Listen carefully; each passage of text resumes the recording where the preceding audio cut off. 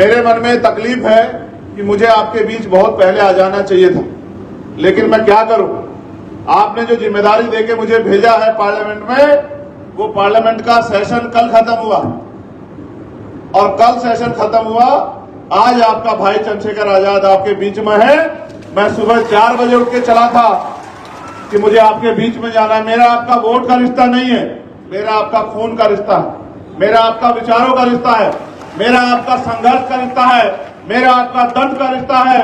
और उस दर्द के रिश्ते के नाते आपका भाई मुझे यहां की घटना के बारे में पता लगा और आज मेरे माध्यम से देश और दुनिया में बैठे हमारे लोग जानेंगे कि सतनामी क्या है।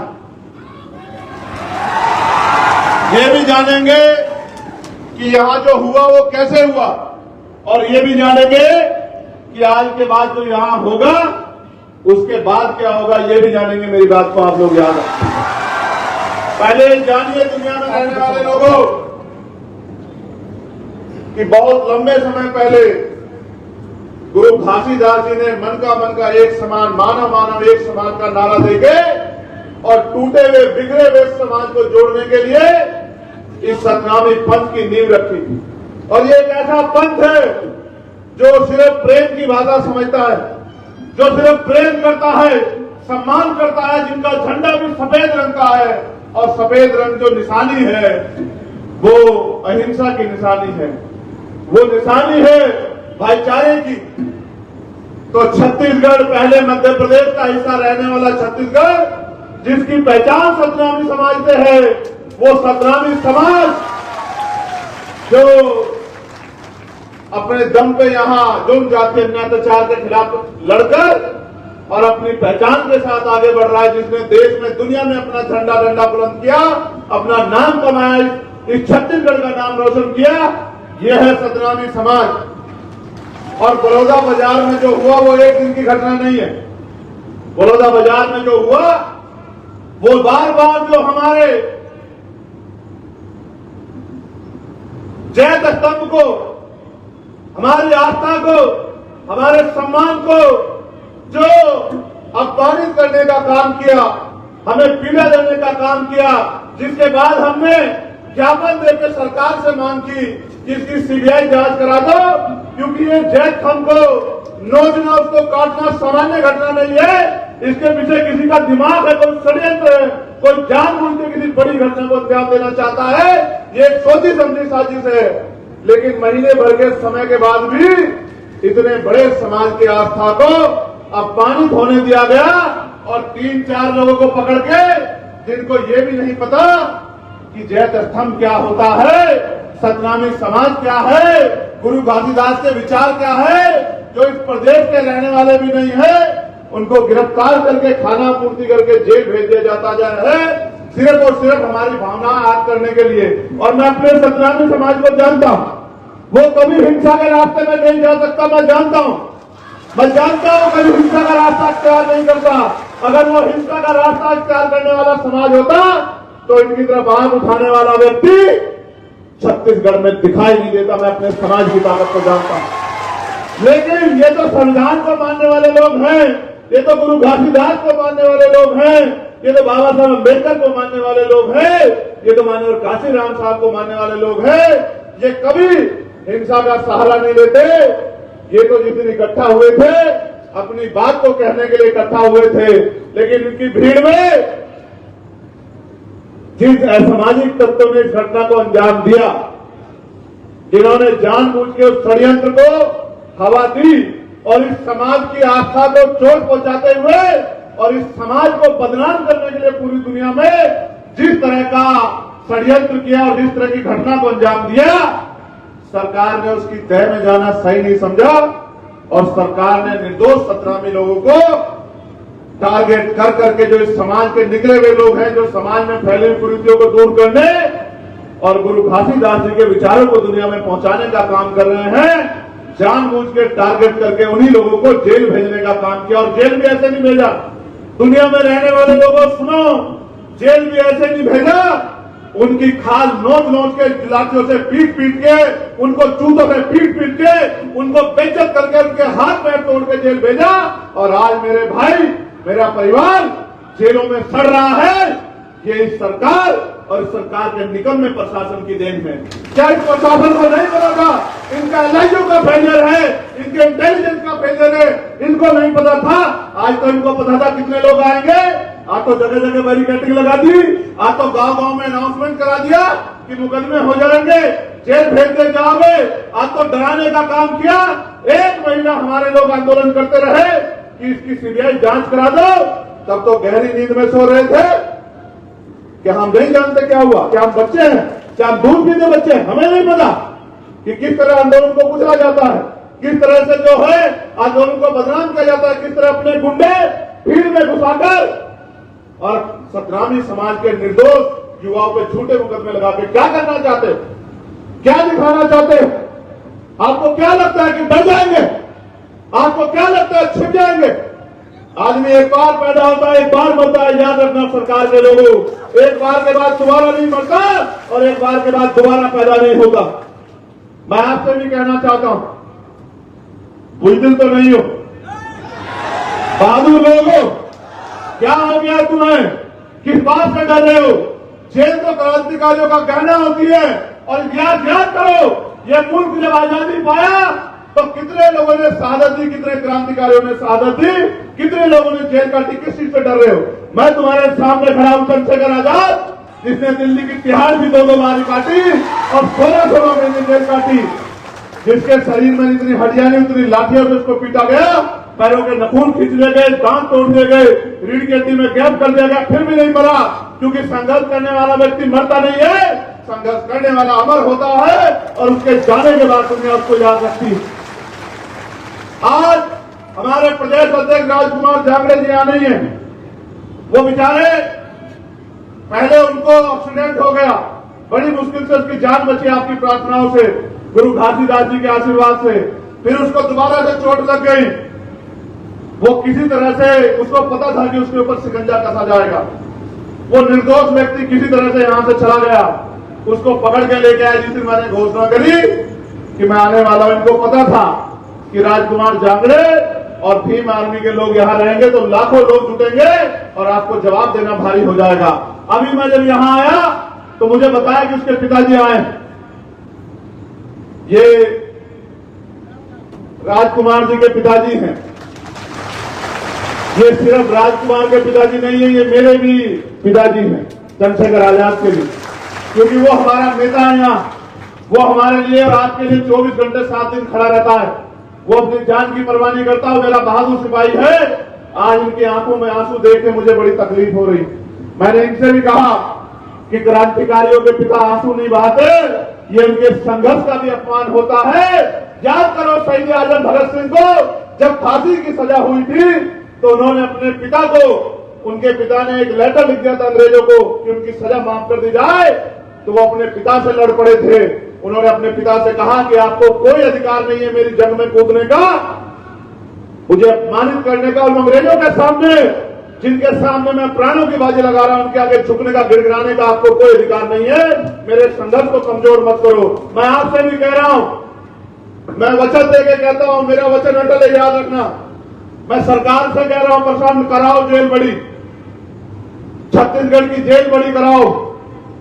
हम देखेंगे कितने लोगों को आप जेल भेजेंगे, हम आपकी हिम्मत देखने का काम करेंगे आप यहाँ। और इसको आप आग्रह मत समझना। ये मेरी चेतावनी है सरकार को कि अगर वो गुंडागर्दी पे उतर आई है, अगर वो तानाशाही पे उतर आई है, अगर वो सतनामी समाज को कुचलने पे उतर आई है, तो उसका जवाब देने के लिए चंद्रशेखर आजाद है। करो मुकाबला, हम लोग तुम्हारा मुकाबला करेंगे। मैं आज आया ये देखने के लिए क्या चल रहा है, तो मैंने देखा 14 FIR, 153 लोगों को गिरफ्तार किया गया। कितने निर्दोष लोग हैं किसी को नहीं पता। उसका उदाहरण है ये बहन बैठी है जिनके पति पत्रकार हैं। इनका नाम है उमा पुरेना, ग्राम कुसमी, थाना पलारी। इनके पति मीडिया में हैं। इन्होंने पूरे डॉक्यूमेंट लगाए हैं, मीडिया के साथी भी देख ले। उस बेचारे पत्रकार को उठा के जेल में भेज दिया क्योंकि कोई इनकी सच्ची आवाज बाहर ना पहुंचा दे, कोई जो अन्याय हुआ उसको बाहर तक ना पहुंचा दे। इनको लगता है कि ये जुर्म यहीं बंद हो जाएगा, नहीं होगा बंद। ऐसी कितनी एप्लीकेशन मेरे पास हैं जो निर्दोष लोग हैं जिनको पकड़ के जेल में डाल दिया है छत्तीसगढ़ सरकार को, कि लगता है कि ये जानवर हैं, गूंगे बहरे लोग हैं, ये गाय बैल बकरी है, इन पे जुल्म करो, लाठी बजाओ, इनकी खाल खींच लो, इनको जेल में ठूस दो, कोई नहीं पूछेगा। गिरफ्तारी कर रहे हैं, कानून ये है कि 24 घंटे के अंदर आपको उनके परिवार को इन्फॉर्म करना पड़ेगा।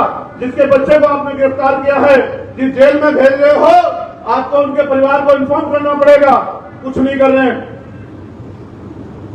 मैं तो खाकी वर्दी वालों की भी आवाज उठा रहा हूं कि इनको 8 घंटे की ड्यूटी कर दो, इनको बहुत तकलीफ सहनी पड़ती है, लेकिन आप भी सोचो, आपके भी परिवार हैं।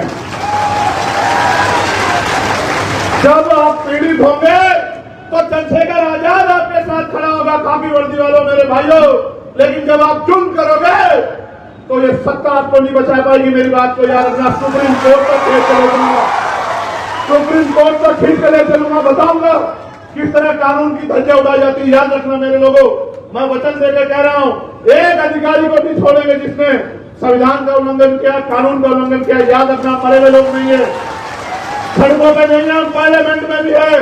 और वचन देकर कहता हूं, जिस दिन दोबारा सेशन चलेगा इसी महीने में, सबसे पहले यही मुद्दा सदन में उठेगा और सरकार से जवाब मांगा जाएगा कि ये जो वर्दी पहने लोग हैं, जो हमारी तनख्वाह, हमारे पैसे से तनख्वाह पाते हैं, इनको सरकार हम पे जुल्म करने के लिए क्यों यूज कर रही है?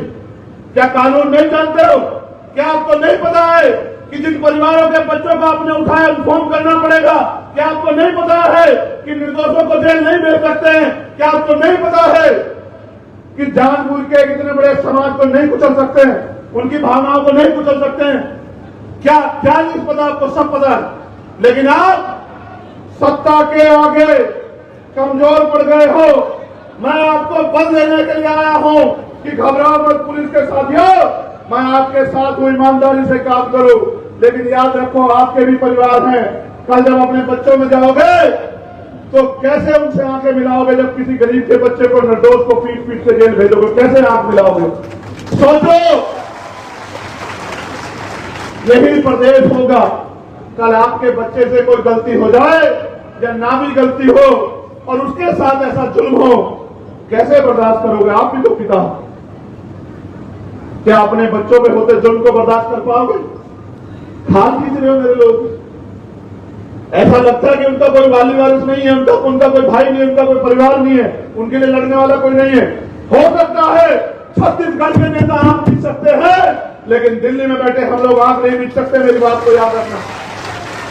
आपको शायद नहीं पता कि जिन भीम आर्मी के लोगों को आपने बंद किया है, इसी 21 जुलाई में भीम आर्मी की स्थापना हुई थी। आपको नहीं पता? ये महीना हमारा है, ये हमारा महीना है।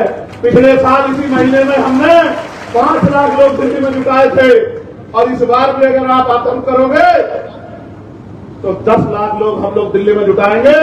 जब आपके सम्मानीय मुख्यमंत्री दिल्ली आएंगे, हम उनका स्वागत करेंगे। हम यहां से जब जाएंगे तो देश के गृह मंत्री जी को भी अवगत कराएंगे कि उनकी सरकार वहां क्या कर रही है, उनकी सरकार वहां किस तरह जुल्म कर रही है। और अगर वो भी हमारी बात नहीं सुनेंगे तो सड़कें सुनेंगे हमारी बात, क्योंकि हम भीम आर्मी आजाद समाज पार्टी को ताकत को जानते हैं। और हम ये भी जानते हैं कि लोकतंत्र है, लोकतंत्र में जिनके पास लोग होते हैं उनकी सुनवाई ताना साहब को भी करनी पड़ती है। आप ये बताओ, ऐसा क्या हुआ कि एसपी दफ्तर में आग लगी और सिर्फ आबकारी की फाइल ही चली? ऐसा क्या हुआ? बाहर आग नहीं लगी और अंदर आग लग गई। ऐसा तो नहीं कि दफ्तर में बैठ के कोई आदमी आग लगा रहा हो, ऐसा तो नहीं कि दफ्तर में बैठ के कोई आग लगा रहा हो, अपने किसी माफिया साथी को बचा रहा हो, किसी की मदद कर रहा हो, किसी को जेल जाने से बचा रहा हो, किसी से कुछ सुविधा लाभ लेकर गरीबों के बच्चों को फंसा रहा हो। ऐसा तो नहीं है। कहां था इंटेलिजेंस? कहां था LIU, कहां थी पुलिस, कहां था प्रशासन? इतने लोग आए थे, क्यों नहीं बात करी? जिलाधिकारी मौके पे क्यों नहीं पहुंचा? आज इतनी फोर्स लगाई है, अगर इतनी फोर्स लगाई होती तो पत्ता भी नहीं हिलता। और इतने लोग यहाँ हैं, बताओ पत्ता कहां हिल रहा है? इनमें से कौन ऐसा है जो किसी को बुरा कह रहा है? लेकिन बुरा तो उस दिन भी नहीं कह रहा था। ये तो सत्ता और विपक्ष की मिली भगत थी जिसमें मेरे लोग पिस गए, जो बेचारे गुरु घासीदास जी के सम्मान में, जो सतनामी समाज के सम्मान में गए थे, वो बेचारे पिस गए। और वो नौजवान पिस गया जो समाज को परिवार से भी बड़ा मानकर एडी चोटी का जोर लगाकर पूरे प्रदेश में जुल्म जाति के खिलाफ लड़ रहा है। मैं समझता हूं क्योंकि हम सत्ता के खिलाफ मजबूती से लड़ रहे हैं, इसलिए जानबूझ के हमारी लड़ाई को कमजोर करने के लिए हमारे नेताओं को टारगेट किया गया है। विश्वास करो, सबसे ऊपर है कानून और कानून से ऊपर है संविधान। कोई संविधान से बाहर नहीं है। अगर मुख्यमंत्री अपराध करेंगे तो कानून उनको भी सजा देगा, और अगर गृह मंत्री अपराध करेंगे तो कानून उनको भी सजा देगा। सतनामी समाज था, सतनामी समाज है और सतनामी समाज अनंत अनंत तक रहेगा। ये गलत फहमियों को बिल्कुल न करना। मैं आज राज्यपाल जी से भी मिला था, मैंने उनको भी ज्ञापन दिया। उन्होंने मुझसे कहा कि भाई घटना बड़ी चिंताजनक है, दफ्तर में आग लगी है। तो मैंने कहा तो आग लगाने वालों को गिरफ्तार करो, आग बुझाने वालों को गिरफ्तार मत करो।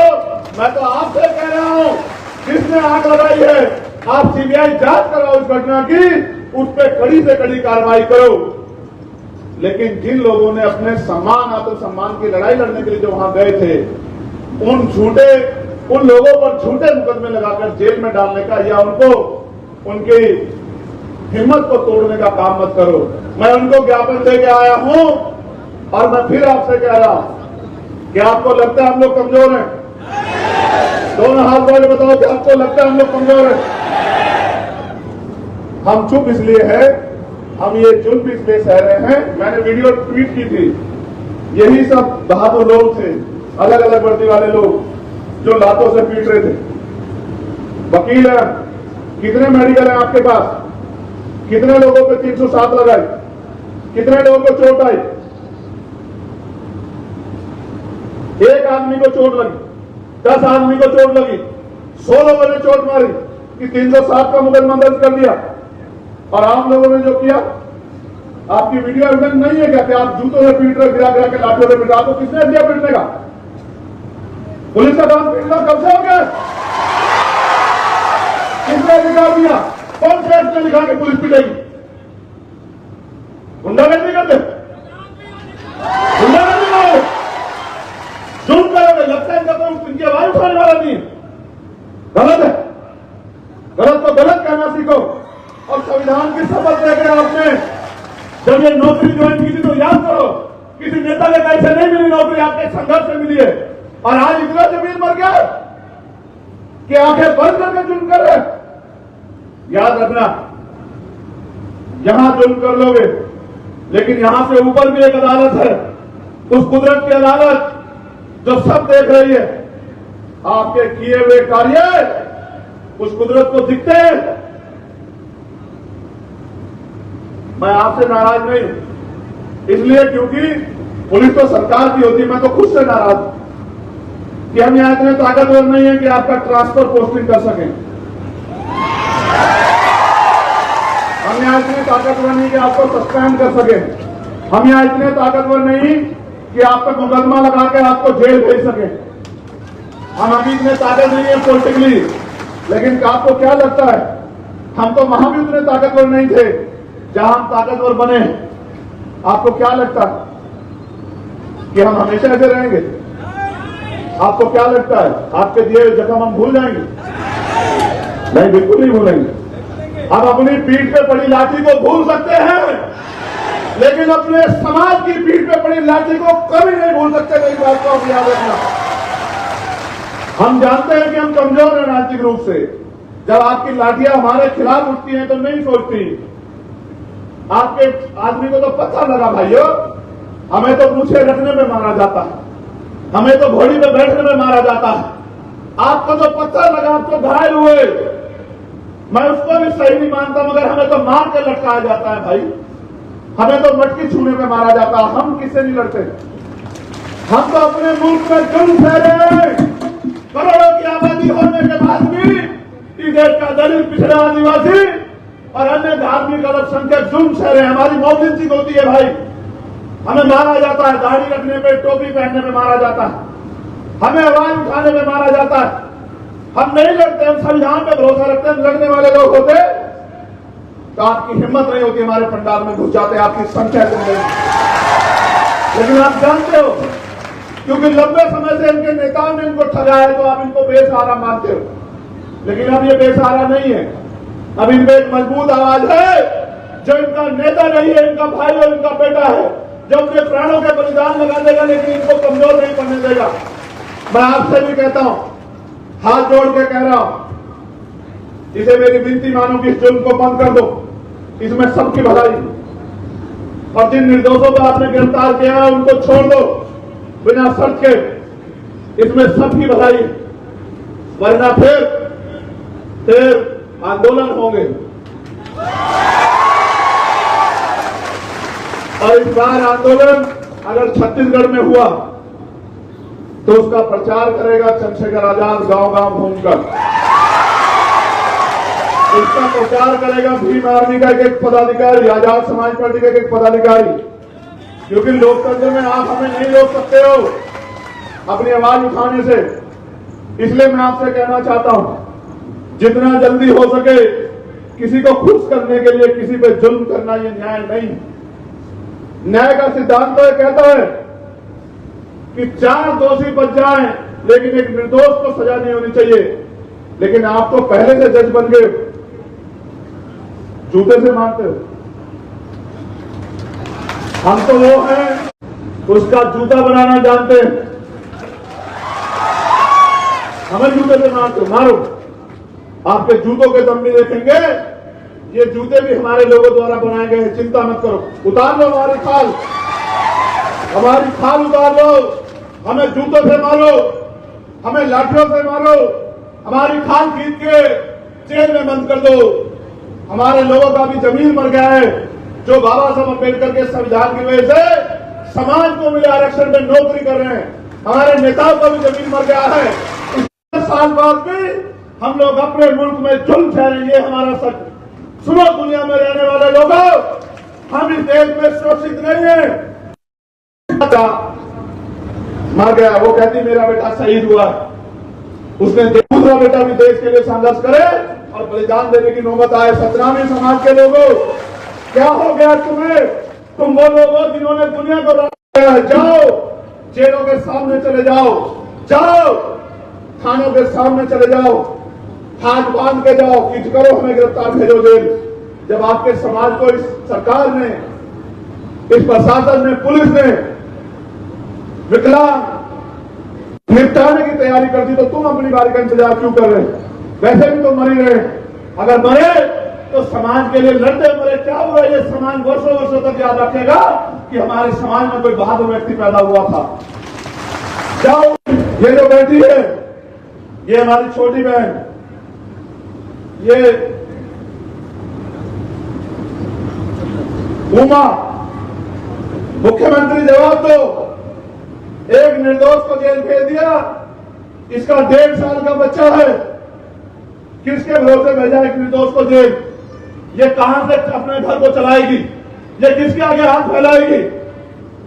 ये कुर्सी पे बैठ के, ये इसलिए बैठे कुर्सी पे, ये है आपका प्रेम सतनामियों से, ये है आपका न्याय। इसका घर कैसे चलेगा? इसके बच्चे के सामान, उसके खाने का सामान, उसके पहनने के कपड़े, उसके और जरूरी सामान कहां से आएंगे? बताओ मुख्यमंत्री। नहीं दे पाओगे तुम लोग जवाब, क्योंकि तुम पे जवाब है ही नहीं। क्यों? मैं जान गया हूं कि किसी और को बचाने के लिए, अपने मित्र को बचाने के लिए, अपने माफिया साथियों को बचाने के लिए तुमने गठजोड़ किया। अगर वो ईमानदार तो कराओ घटना की सीबीआई जांच। अगर हमारे व्यक्ति ने अपराध किया होगा तो हम हाथ पकड़ के जेल भिजवाएंगे, और अगर किसी और ने अपराध किया होगा तो हमारे निर्दोष लोगों से माफी मांगना कि तुमने अपनी तानाशाही के चलते हमारे लोगों को जुल्म किया। अगर है हिम्मत, है न्याय करने की हिम्मत, तो कराओ सीबीआई जांच। हम लोग सीबीआई जांच के लिए तैयार हैं, और अगर नहीं कराते सीबीआई जांच तो हम ये मान लेंगे कि सत्ता और विपक्ष मिलकर हमें उजाड़ने पे तुल गया। सत्ता और विपक्ष मिलकर हमें और हमारे पंच को जमीन दर्ज करने के लिए लग गया, जो कि हो नहीं सकता। सतनामी थे, है और रहेंगे। आपने आयोग बनाया कि 3 महीने में जांच रिपोर्ट देंगे, तो बिना जांच रिपोर्ट आए क्यों भेज रहे हो जेल? क्यों निर्दोषों को बलि चढ़ा रहे हो? यह अन्याय, और अन्याय करने वाले से अन्याय सहने वाला दोषी होता है। ये बाबा साहब ने कहा है कि अन्याय करने वाले से अन्याय सहने वाला दोषी होता है। करो भी आदमी के लोगों पे जुल्म, जो बचे हुए हैं, जिनकी लिस्ट बनाई है तुम्हारे नेताओं ने दिए बना के, उनको जेल भेज दो। करेंगे तुमसे मुकाबला, और ऐसा मुकाबला करेंगे संख्या के आधार पर। ये आंदोलन तुम्हें जीवन भर याद रहेगा। मेरी बात को भी याद रखना जब तक रहोगे।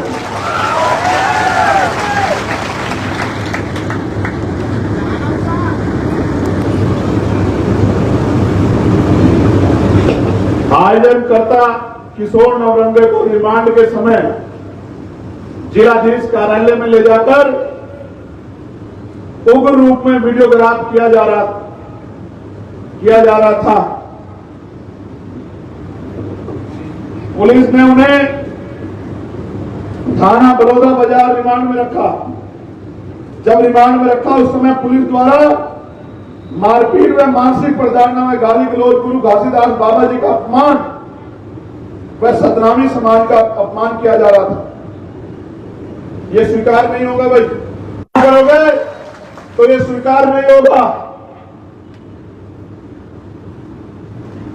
उक्त घटना को पुलिस द्वारा जिला कार्यालय में शाम के समय आयोजनकर्ता किशोर नवरंगे को ले जाकर उग्र रूप में करके पत्थर फेंकवाना, ये सब का वीडियो ग्राफ लिया जा रहा था। इसका मतलब सब कुछ प्लान किया गया है, सब कुछ तैयार किया गया है। जानबूझकर षड्यंत्र करके सतनामी समाज को देश और दुनिया में बदनाम करने का एक षड्यंत्र किया गया है। इसलिए मैं पुनः मुख्यमंत्री जी से मांग करता हूं कि वो सीबीआई जांच कराएं और दूध का दूध और पानी का पानी होने दे। जिसने अपराध किया उसको सजा मिलनी चाहिए, लेकिन उसकी आड़ में निर्दोषों को बलि पर नहीं चढ़ा जा सकता। मैं जितने परिवारों के बच्चे जेलों में हैं, मैं उनको विश्वास दिला कहता हूं कि मुझे बस 10 दिन चाहिए, मैं देश भर में अपनी तैयारी करूंगा, और अगला आंदोलन जो पिछली बार दिल्ली में हुआ था वो इस बार दिल्ली में नहीं होगा, वो छत्तीसगढ़ में होगा। छत्तीसगढ़ को भी